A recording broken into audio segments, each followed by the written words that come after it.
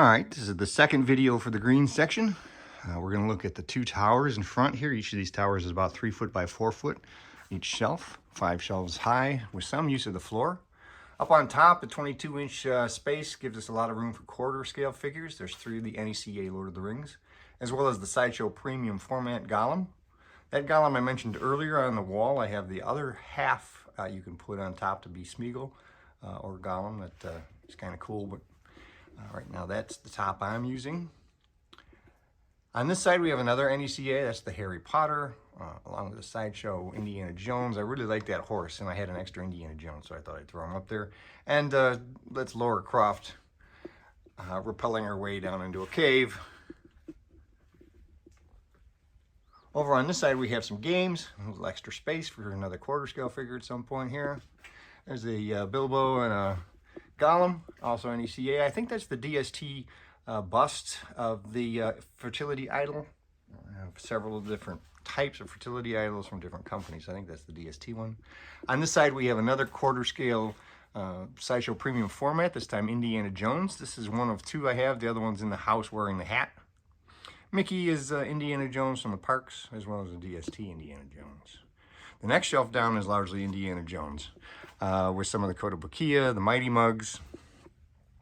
As we come around this side, we get into the Adventure Heroes, little line that they did. That's a complete set there. Some of them loose in front. And then around this side, we get into some Harry Potter. This is NECA Harry Potter. This was a terrific line. I was really disappointed when this line ended. They did a lot of good figures, even if they weren't really very posable. They still were. It was a nice set. Around this side, we have the San Diego Comic-Con exclusive box set of the Indiana Jones Hasbro figures. You'll see the rest of them in a minute, but that's actually the nicest in the collection. You also see a Snoopy from when I was a kid in his pilot helmet, final figure, and the Adventures of G.I. Joe book and record from when I was a kid, which includes the secret mission on Spy Island and the secret of the Mummy's Tomb. The next shelf down, we'll get into some 6 scale, starting with the DX. That's a combination there between the DX figure and the Sideshow altar. I like the Sideshow altar a little bit better than the one Hot Toys did. And that's a Sideshow Indy with the his dad riding in the sidecar on the motorcycle. Here we get into starting with the Star Ace Harry Potter figures. Although the very first thing is the mirror from the Noble collection. This is actually a terrific line that gets bad-mouthed way too much. They did have some serious misses, but they also had some really terrific figures, like there is some Hot Toys in there. You'll notice that the 2 in the center there from Fantastic Beasts are from Hot Toys. But it's a line I'm really glad I picked up. It's about the best we've gotten in Harry Potter, and while that's not saying much, it's still pretty sweet. There's old Indy, young Indy, a couple other Indies, Tote, a couple of the 6 scale Arcs, Covenant. Now these are, of course, very different in size, but they are both supposed to be 6 scale. And on this side, we get the Sideshow diorama they did with another DX Indy dressed up appropriately for the diorama. And some other little odds and ends goodies, like 6 scale version of the Grail Diary and the journal. Kermit the Frog is Indiana Jones, etc. Worked out that the back of that Hot Toys display for the altar had the perfect display for the perfect graphic for the diorama. The next shelf, there's adventure right in the name. This is the Safari Adventure Tower. And the rest of the Safari Adventure line, this is a vintage line from the 70s. Done by Mark's Toys. Several figures, as well as a group of animals. This is pretty complete. It's complete in terms of all the pieces. However, I am missing a few of the accessories on some of the vehicles, the truck and the Jeep that I'm looking for. Prince of Persia. A couple of the old claymation style skeleton warriors. And the rest of the Star Ace Harry Potter line. This is also a line I'm pretty complete on. There was a couple of variations I didn't pick up, like Christmas outfits and stuff, but I have all of the individual unique characters. On this side, we have some G.I. Joe. Now, the very first one, there was a reissue of the Secrets of the Mummy's Tomb that they did back in, probably the 90s, maybe into the aughts somewhere as they did that one. But the Secret of the Mummy's Tomb Jeep and Mummy there, the tools, that's all from when I was a kid. That's a vintage set with a fuzzy head Joe. On the bottom shelf, we have that Hasbro Indiana Jones line I talked about a minute ago when I was showing the San Diego Comic-Con exclusive pack. This is a complete set. It's all mostly carded and boxed. Actually, I have a complete set that's carded and boxed, and then I have a few loose that's around this side. This is a line that was one of the first lines they put out on the shelf. I didn't really rip into it too much. I suspect I will eventually, as part of version 2 of the CIOPCC, rip into it and do some diorama work with the figures. On the floor, there's some cars, but we'll get into cars more when we look at one of the other sections in a future video. The second tower, up on top, we have some tins that Mezco uses for their 112 collection. I love these things. They're fantastic. The graphics are amazing, but I didn't really have any space for them over where I have the 112 collection displayed, at least not right now. So I thought I'd put them over here where I had some extra space. Over on this side, we have the start of the Popco line for the Golden Compass, the two bears, the airship vehicle still boxed. Mezco did a 5-point set for Batman. This is next to the Batman section, and so I decided to put it up here. I don't have really a spot to break it all down yet and set up the Bat Cave. You'll see more of the 6-scale Monty Python line from Sideshow in a second. But of course, that's the knight who says knee. Knee. Around this side, we have another Sideshow premium format figure. This is Blackbeard the Pirate, along with Jack Sparrow and his dad from NECA.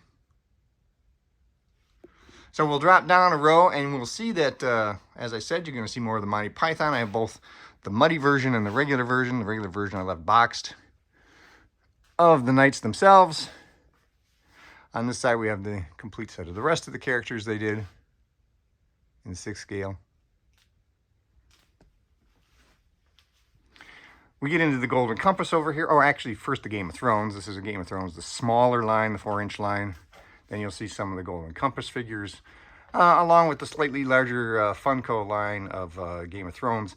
Thrown in, there's actually a few of the McFarlane figures. They didn't do too many, but he did do a handful.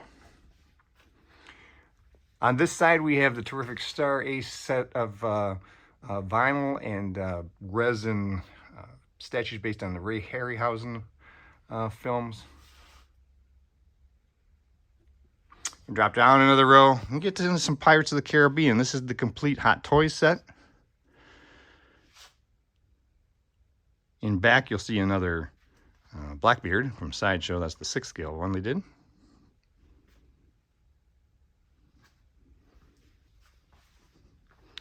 Around this side, we have some Dark Crystal.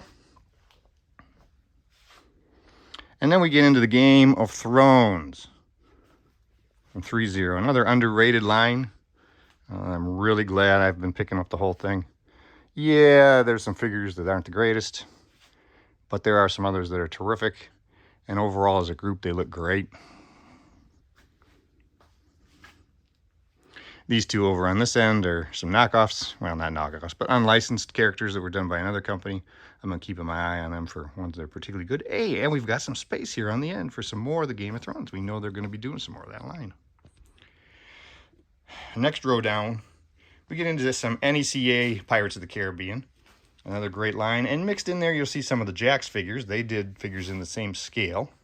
Weren't quite as nice, but they do work pretty well together. And then as we get over here, we get into some of the Disney ones, some of the Zizzle, the two 12-inch ones back there from Zizzle, and some carded examples in back. Side Girls, there's a couple of Venture Side Girls there, along with Sloth from the Goonies, from Mezco, and a variety of pirates and ninjas and other oddball knockoff. There's even a Rocketeer there, characters that I would call adventure. Over on this side, we start in with the Popco 4-inch line of Harry Potter. This is actually a really nice line. We didn't get any of it in the States. You had to import what you could get. These are carded and boxed examples. You'll see some of them loose here as we drop down to the lower level. I'm missing one playset in this line, otherwise I'm complete. Keeping an eye out for that playset.